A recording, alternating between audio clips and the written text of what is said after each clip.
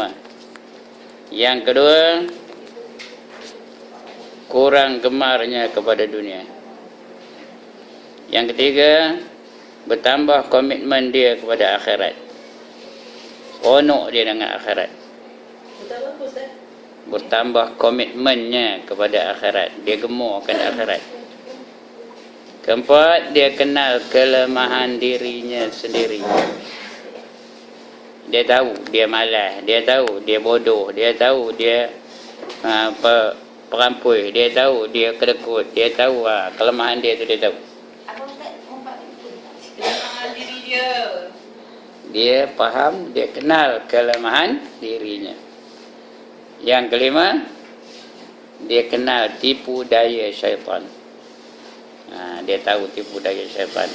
Kalau ada lima-lima ni, artinya ilmu yang kita belajar ni ilmu yang memberi manfaat. Kalau lawan dia ada pada kita, lagi ngaji, lagi sombong, lagi ngaji, lagi takabur, lagi ngaji, lagi bongkak, itu artinya apa? Ilmu tu tidak memberi manfaat. Begitulah yang lain itu. Kalau lawannya dapat pada kita, ada upacara dunia dan ada upacara akhirat, dia lebih kepada upacara dunia, tak ada upacara akhirat. Ada ngaji dengan pesta rock, dia pergi mana? Pesta rock. Dia tak ada, dia itu bukan manfaat namanya. Ya. Sampai mati. Lebih apa? Lebih ngisap dada sampai mati. Kalau ada yang apa itu, maknanya dia lebih, ilmu yang dia belajar tu tidak memberi manfaat bagi diri dia.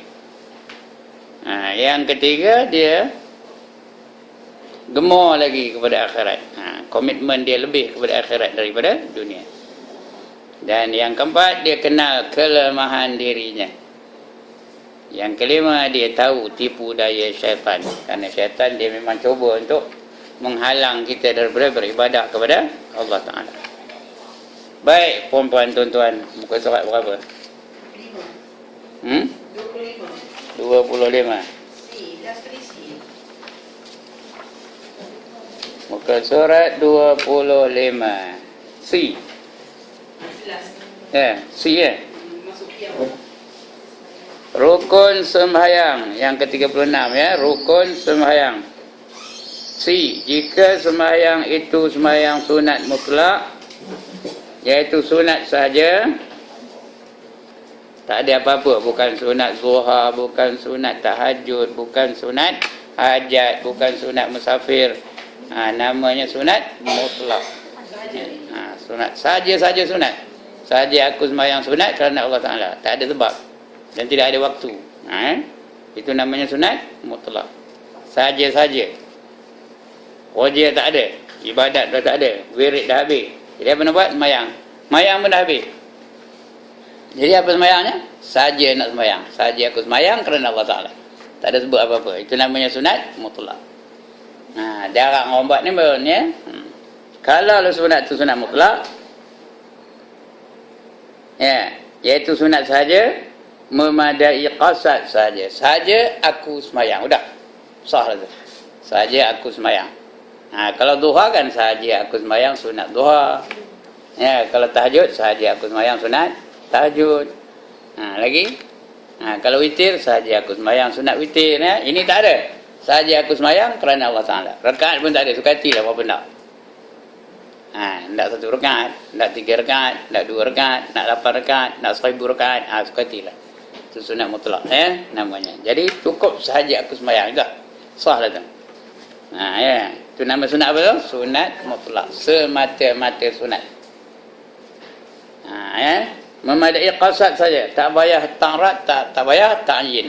Dulu kan kita belajar nak sembahyang ni ada qasad, ada ta'rat, ada ta'yin ya.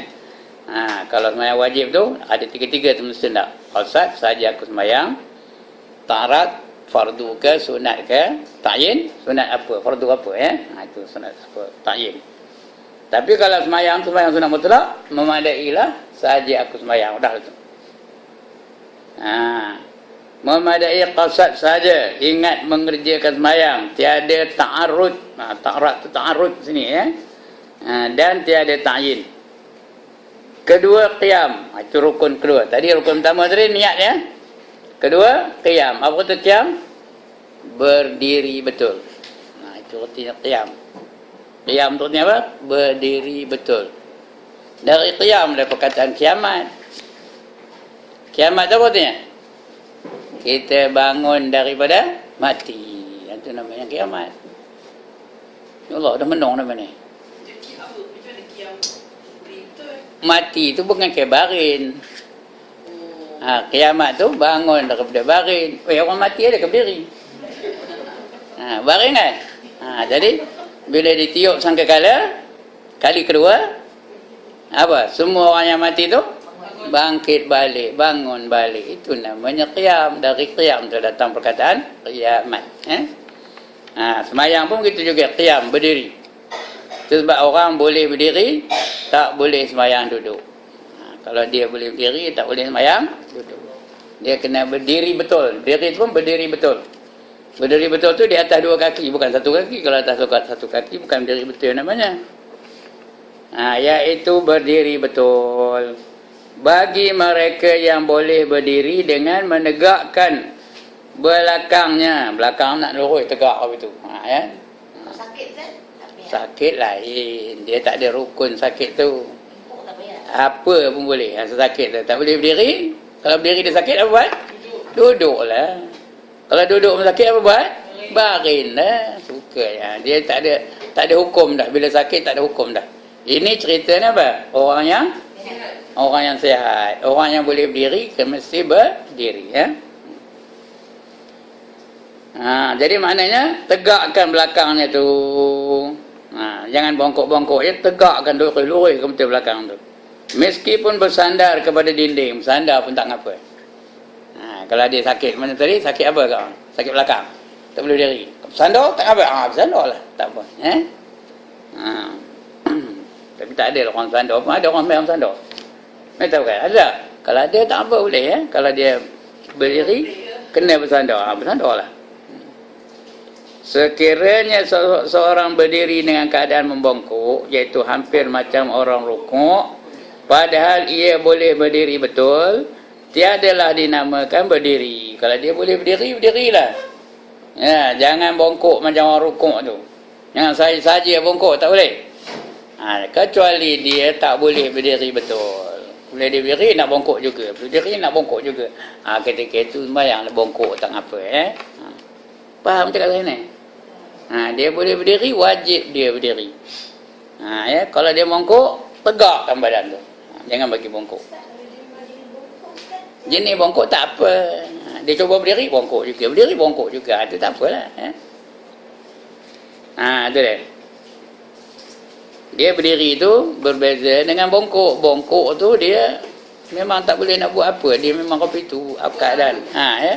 Bongkok sabut ke bongkok apa pun ya. Dan tidak sah sembahyangnya. Sebaliknya jika ia memang bongkok, dia nanya tadi dia tak baca sampai ke situ, bacalah situ. Ya. Sebaliknya jika ia memang bongkok dengan sebab tuai. Ada nampak orang tuai tak sini? Ada.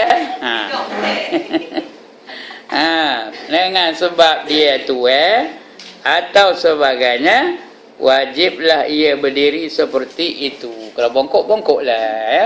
Kalau ngeledin, ngeledin lah. Tahu ngeledin? Tahu ngeledin tak? Ngeledin kopi tu. Kalau dia kopi tu lah. Kalau dia nyengit, nyengit lah. Itu ikut keadaan dia. Keadaan dia yang selesa bagi dia. Wajiblah ia berdiri seperti itu, dan ketika rukuk tambah bongkok lagi. Jadi kalau orang tu betul-betul bongkok, ya. Kalau dia berdiri pun macam dia rukuk. Dia berdiri betul tapi macam dia rukuk. Ketika dia nak rukuk tu mesti ke bawah lagi juga. Nak dibezakan dengan berdiri betul. Tok guru saya dulu apa itulah. Masa saya belajar dengan dia tu umurnya dah 100 tahun lebih.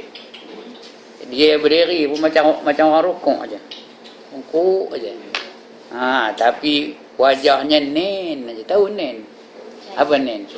Cerah aja, berseri rupanya. Nerongin aja dia. Ya, nerongin juga. Dia tu apa tu je. Nerongin juga. Tapi ngajar juga. Itu tu guru saya tu ya. Jadi dia berdiri pun memang rupa orang rukuk. Masa dia rukuk, ke bawah lagi, ya. Bezakan antara berdiri betul dengan rukuk. Jangan serupa aja. Ya. Berdiri betul lain rukun, rukuk lain rukun. Jadi bongkokkan sikit, bawahkan sikit. Jangan serupa aja. Baik. Kemudian hendaklah ia mana kita bukan situ. Sebaliknya jika ia memang bongkok dengan sebab tua atau sebagainya, wajiblah ia berdiri seperti itu. Dan ketika rukuk tambah bongkok lagi. Sekiranya ia lemah daripada berdiri, tak boleh berdiri, kakinya patah ke, ya? Ataupun macam-macam lah. Dia dah tua, dah lumpuh ke, tak boleh berdiri, ya, iaitu hendaklah ia sembahyang duduk. Sembahyang duduk. Kalau boleh, bagaimana cara yang boleh. Duduk secara iftirash pun boleh. Lebih baik daripada duduk secara tawarruk.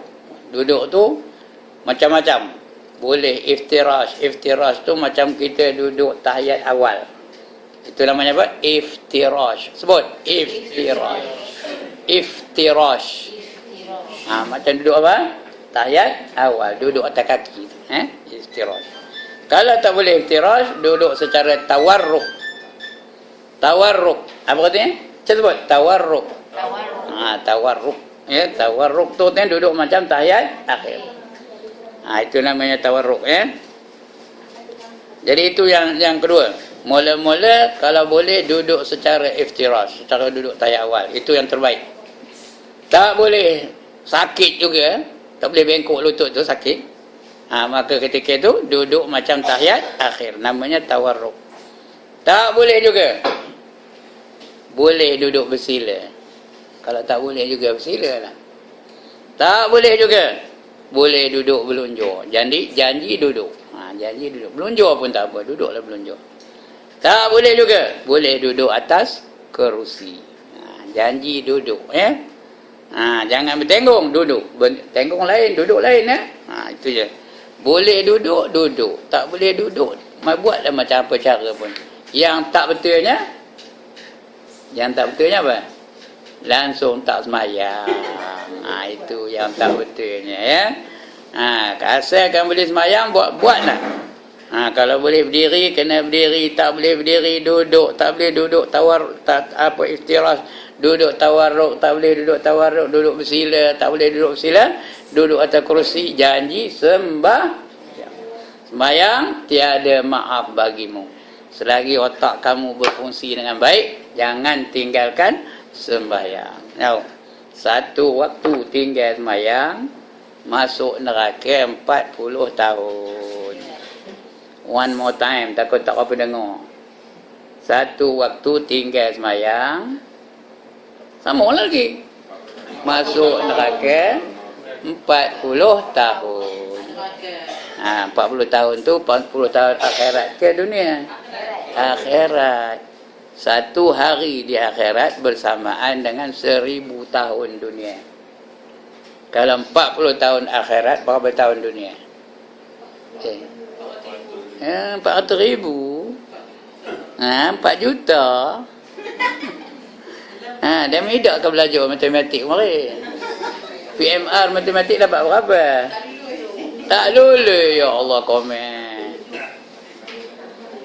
Ya, 14.600.000. Satu waktu tinggal tu. Satu waktu tinggal tu. Kalau subuh tadi tak sembahyang. Ada orang tak sembahyang subuh tadi tak? Sajalah kalau dia tak boleh, apa tak apalah. Ini saja tinggal, malas bangkit. Ya. Siap. Kalau dia qada, Ustaz? Qada terpulang kepada Allah lah. Terserah kepada Allah nak ampun ke atau tidak. Subuh gajah. Subuh gajah. Ada tak orang pagi tadi subuh gajah langsung tak sembahyang?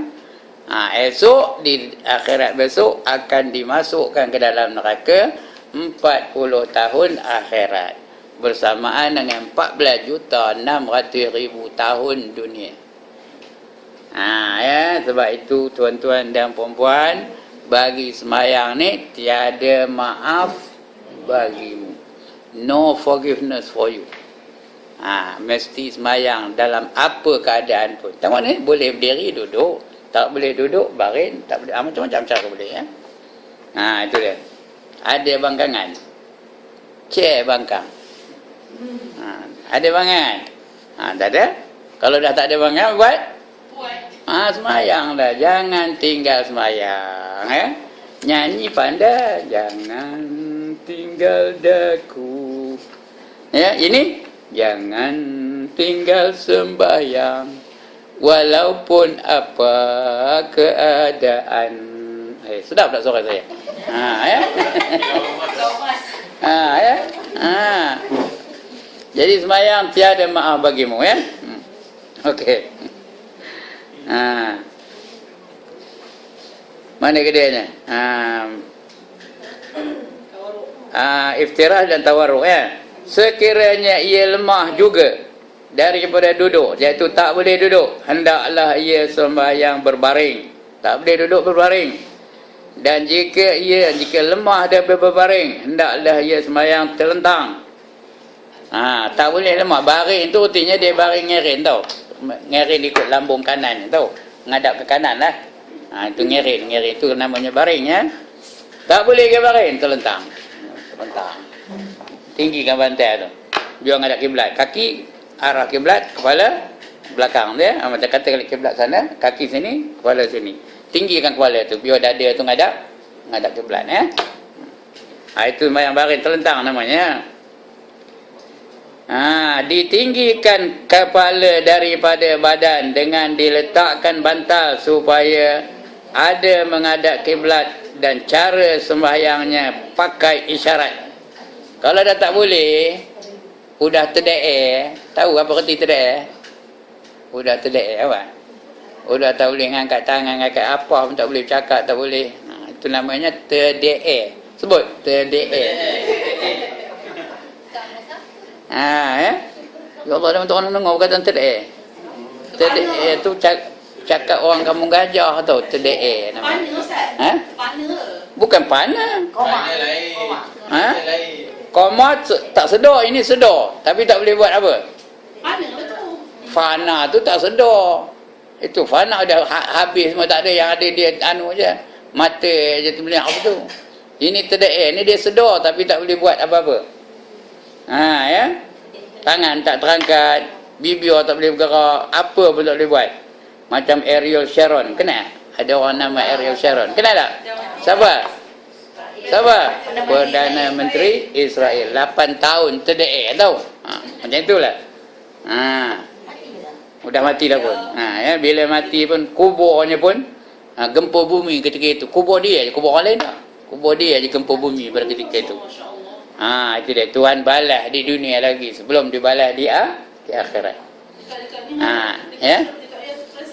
Di Israel lah. Ya.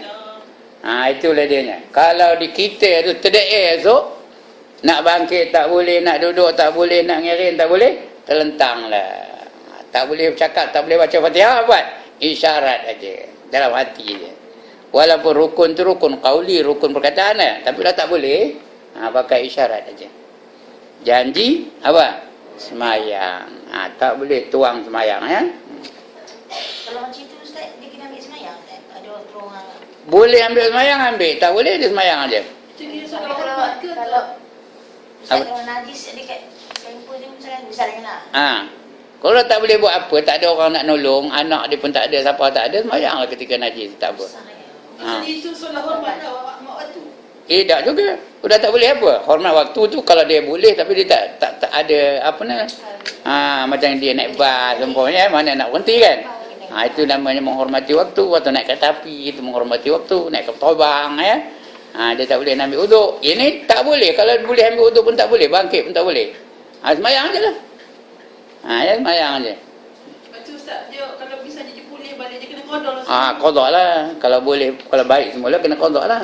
Kalau tidak, sahlah semayangnya tu, ya. Tak adalah masuk neraka. Tak adalah. Berapa juta tahun tadi? 14.600.000 tahun. Ini menandakan semayang itu adalah satu perintah yang sangat penting. Kalau kita masuk hospital Ustaz, tahan ke wad. Sini macam-macam dah semua masuk kan. Perlu tak kita ambil air semayang? Kalau boleh ambil. Tak boleh, semayanglah ketika keadaan macam itu.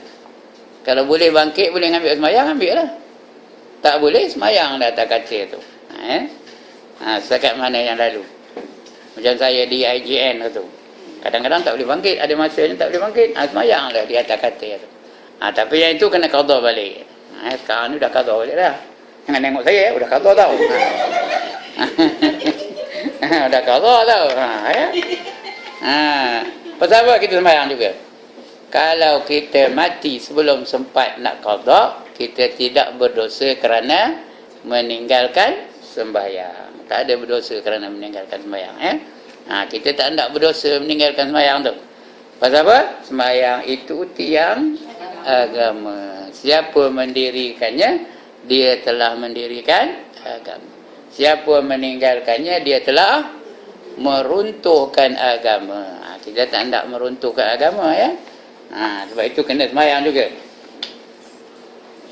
Jadi bagian tadi ya, kepalanya pada mana dia diletakkan bantal supaya ada menghadap kiblat, dan cara sembahyangnya pakai isyarat saja dengan kepala pada rukuk dan sujud. Kepala aja, ngangguk-ngangguk ke apa-apalah isyaratnya menunjukkan dia rukuk atau sujud.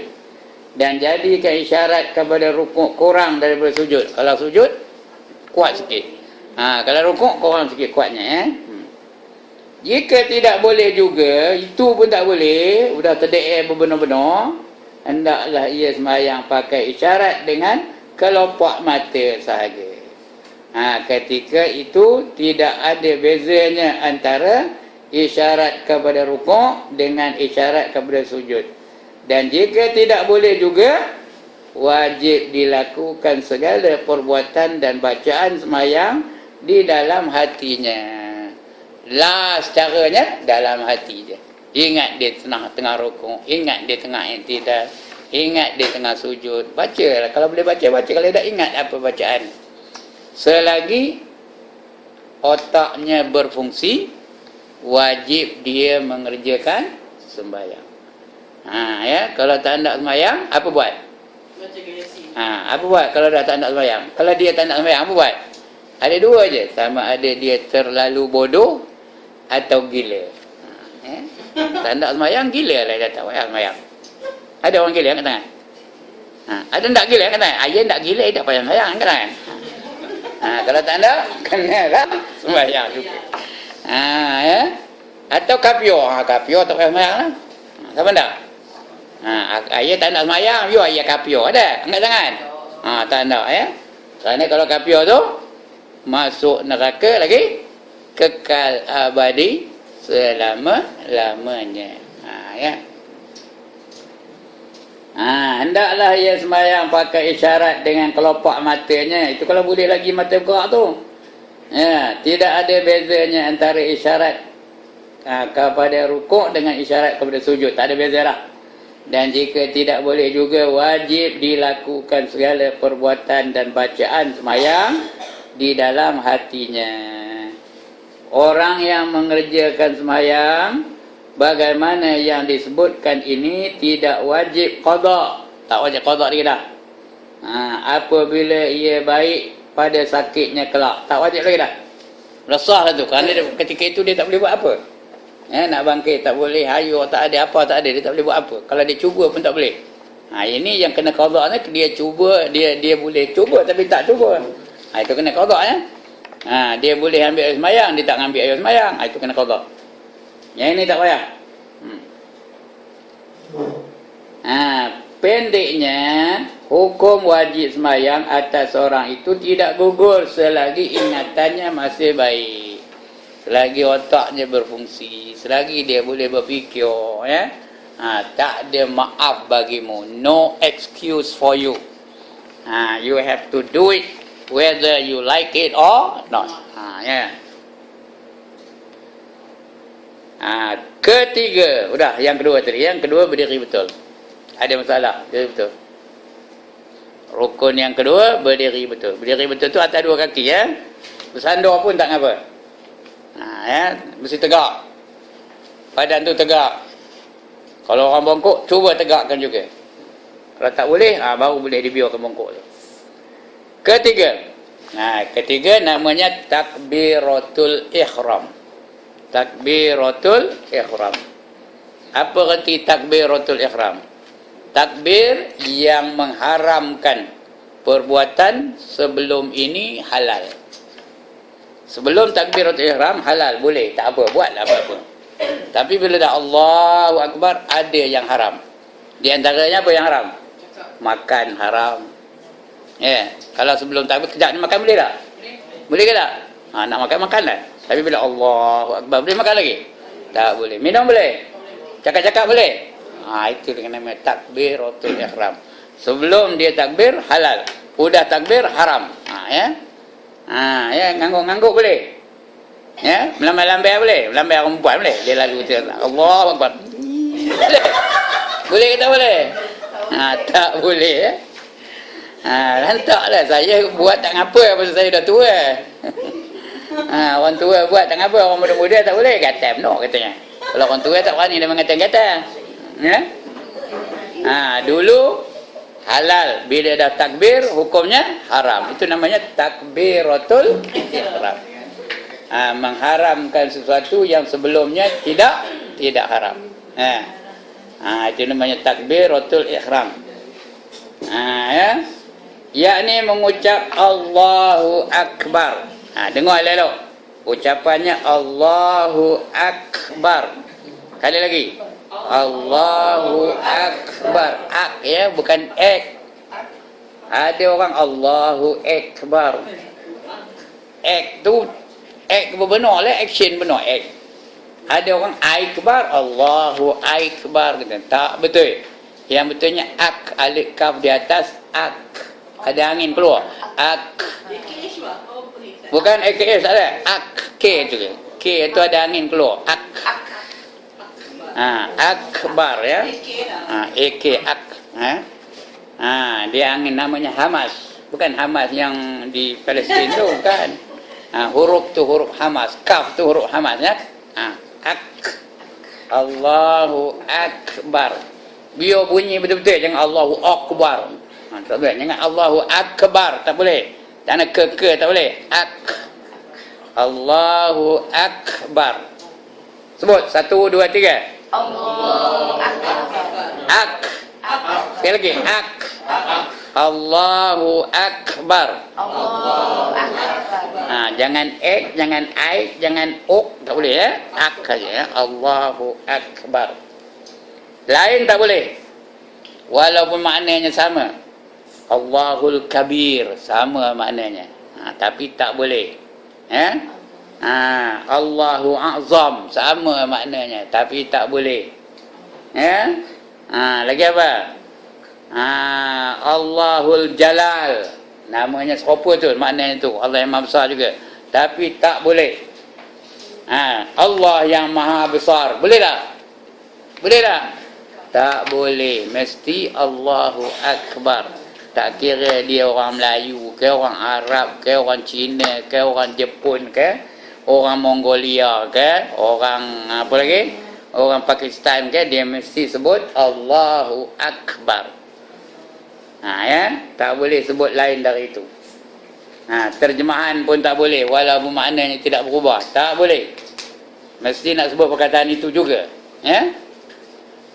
Tak boleh ditambah-tambah lagi dah. Faham cakap saya ni? Faham. Kalau boleh lah terjemahannya, haru kita semayang tau. Tengah semayang tu ada orang Jepun, lepas tu ada orang Cina, lepas tu ada orang Jawa, ada orang Rawa, ada orang Mendeling, ada orang Minangkabau. Sikit ke punya haru tu ada orang putih. Orang putih tu ada Allah the Great katanya. Apa mana kan kalau boleh terjemahan kan tak? Kalau orang kamu gajah apa? Allah yang Maha Besar katanya. Kalau orang Kedah macam mana?